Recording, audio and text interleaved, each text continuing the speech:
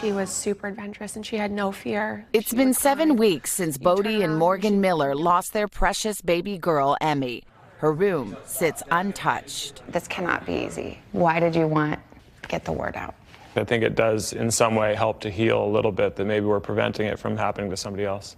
It began as a normal Saturday. Morgan, her 2 sons, and 19-month-old Emmy were at a neighbor's house. The boys were right next to us, and Emmy would go back and forth, which was all of 15 feet. And all of a sudden, it was just too quiet for me. And I said, "Where's Emmy?"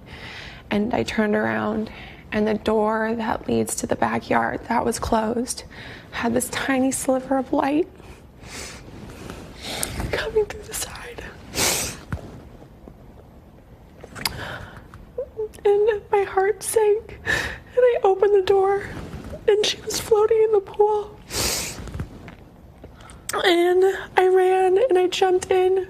Morgan pulled Emmy from the water and started CPR while her neighbor called 911. And there's not a day that goes by that I don't pray for the opportunity to go back to that day and make it different. They want other parents to be vigilant and to know drowning is the leading cause of unintentional death in children ages 1 through 4. It's the #1 way that you could potentially lose your kid. The Millers are expecting a new baby in October, and they say it's their older children who have guided them through their darkest days. When they talk about her, they always have a smile on their face, and it allows us to bring our focus back to the things we still have to be incredibly grateful for. Oh, Savannah, I mean, it's crushingly sad.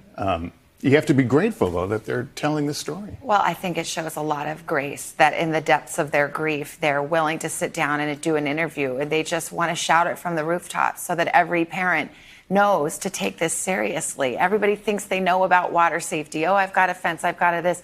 We just need to change our mindset entirely and become more vigilant about water of all kinds, whether it be a pool or a puddle or a mop bucket that you leave out. And she's joined forces, Morgan Miller has, with another mother who lost her little baby boy, a 3-year-old, on the very same day. We have their incredible story and what they're trying to do. We're going to get really specific on today's show tomorrow morning. Hey, NBC News fans, thanks for checking out our YouTube channel. Subscribe by clicking on that button down here, and click on any of the videos over here to watch the latest interviews, show highlights, and digital exclusives. Thanks for watching.